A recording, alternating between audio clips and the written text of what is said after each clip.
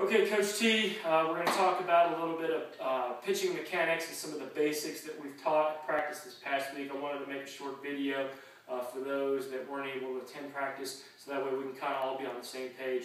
Also, this is a good reference for parents who are going to be practicing at home with their kids, uncles, older brothers, whatever the case may be. The boys need to be throwing at least a few times a week because pitchers are not made overnight. They're definitely something that pitching is something that you get by repetition, and the boys have never done it, so they're going to definitely need to practice it beyond and outside of our baseball practices because they won't get enough reps just there, okay?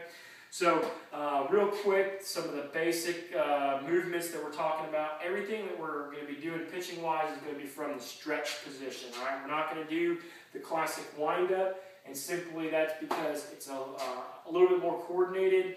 I find that the boys have problems learning that right off the bat, and most of the time they're going to be pitching with runners on base, which means we're going to be pitching from the stretch anyway. So I like to do this first, solidify this, and then down the road, maybe next year, we'll look at maybe incorporating that wind-up into a pitching mechanics. But for right now, all we're going to do is just to get on our pitching plate with our back foot.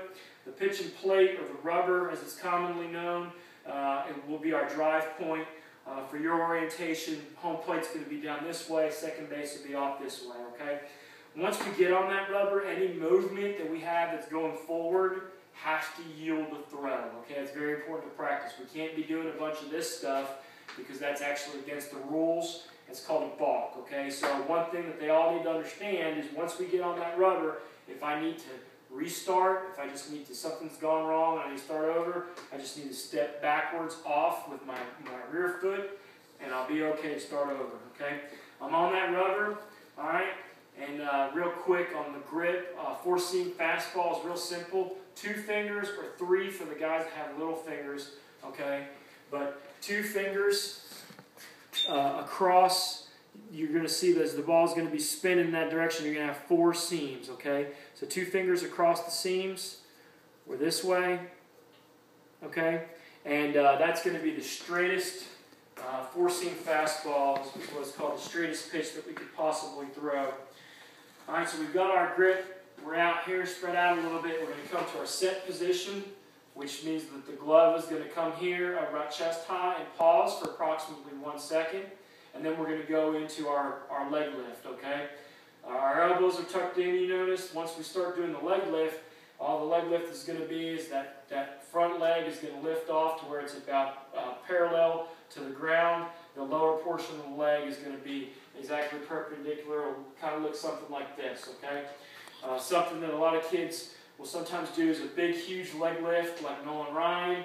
We don't necessarily need to be doing that right now, nor do we need to be doing a small slide step. I'd really like to get that leg lift about right there as a good beginner's point, okay? Once we get to that leg lift, then we're going to start to drop with that back leg and drive with the front leg, okay? So it's a drop and drive. That front toe is going to come open.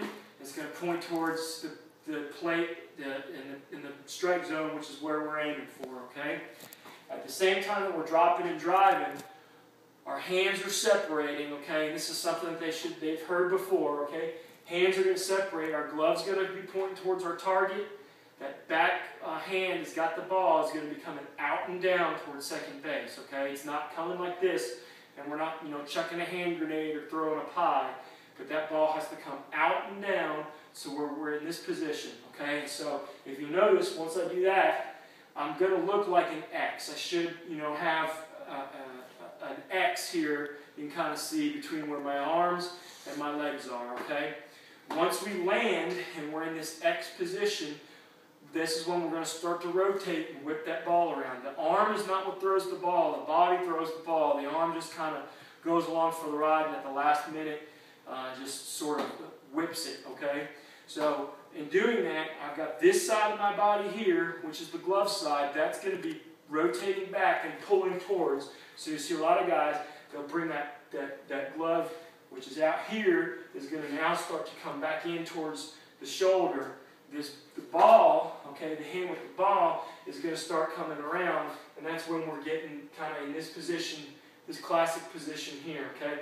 And this is when you'll see the hips are starting to rotate. At this point, you're coming off on your rear foot, on a pointed, rear foot, and you're starting to drive towards that release point, okay? It's somewhat similar to a baseball swing in that aspect, all right? So once we've got that rotation down, we're here, we release that ball somewhere out in here, and we want to follow through with this release hand, because we don't want to just decelerate here and stop. That's how we get arm injuries. We want to follow through all the way down to our other pocket. Okay, so we're here. I want this hand coming down here to my other pocket. You'll notice I brought my rear leg around, and I'm now in my gloves ready. I'm looking at that batter, and I'm in a ready position, okay, to field the ball. All right, so those are some of the basics, some of the things that you need to be helping them doing at home and practicing a few times a week. 20 minutes or so would be good. That way they can get their throws in. If you don't have time to catch them, which I understand, we can get a tire hung up for them, get a commercially available target, or something that they can throw through. The distance that we're looking at that they're throwing from is 46 feet. So let's go ahead and try and get something set up for all the boys. If you have any questions on that, then just let me know and we'll get it set up. But I'm definitely going to need everybody practicing their pitching because they're all going to get some mound time this fall. Thanks.